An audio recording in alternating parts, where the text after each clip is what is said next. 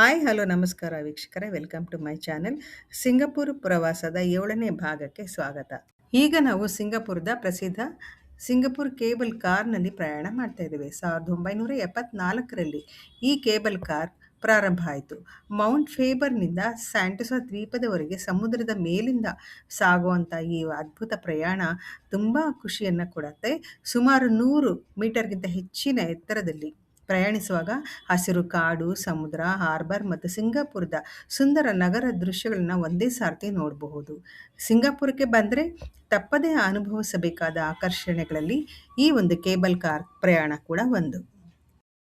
ಈ ರೋಪ್‌ವೇನಲ್ಲಿ ಪ್ರಯಾಣ ಮಾಡುವಾಗ ನಾವು ನೋಡುವಂಥ ದೃಶ್ಯಗಳು ಯಾವ್ಯಾವುದು ಅಂತಂದರೆ, ಸ್ಯಾಂಟೋಸಾ ದ್ವೀಪದ ಹಸಿರು ಅರಣ್ಯ ಮತ್ತು ಕೇಬಲ್ ಹಾರ್ಬರ್, ಸಮುದ್ರದಲ್ಲಿ ನಿಂತಿರುವ ಹಡಗುಗಳು, ಸಿಂಗಾಪುರದ ಗಗನಚುಂಬಿ ಕಟ್ಟಡಗಳನ್ನ ನಾವು ಎಷ್ಟು ಚೆನ್ನಾಗಿ ನೋಡ್ಬೋದು. ರೆಸಾರ್ಟ್ ವರ್ಲ್ಡ್ ಸ್ಯಾಂಟೋಸಾ, ಕಡಲ ತೀರದ ಮತ್ತು ದಕ್ಷಿಣ ದ್ವೀಪಗಳ ಸುಂದರವಾದ ನೋಟಗಳು, ಕಣ್ಣಿಗೆ ಹಬ್ಬ. ಸಿಂಗಪುರದ ಮುಖ್ಯ ಭೂಭಾಗ ಆಗಿರುವಂಥ ಮೌಂಟ್ ಫೇಬರ್ ಅನ್ನು ಸ್ಯಾಂಟೋಸಾ ದ್ವೀಪ ಇದರೊಂದಿಗೆ ಸಂಪರ್ಕಿಸುವ ಗಾಳಿಯಲ್ಲಿ ಸಂಚರಿಸುವ ರೋಪ್ ವೇ ಅಥವಾ ಈ ಕೇಬಲ್ ಕಾರ್ ವ್ಯವಸ್ಥೆನೇ ಸಿಂಗಪೂರ್ನ ಕೇಬಲ್ ಕಾರ್.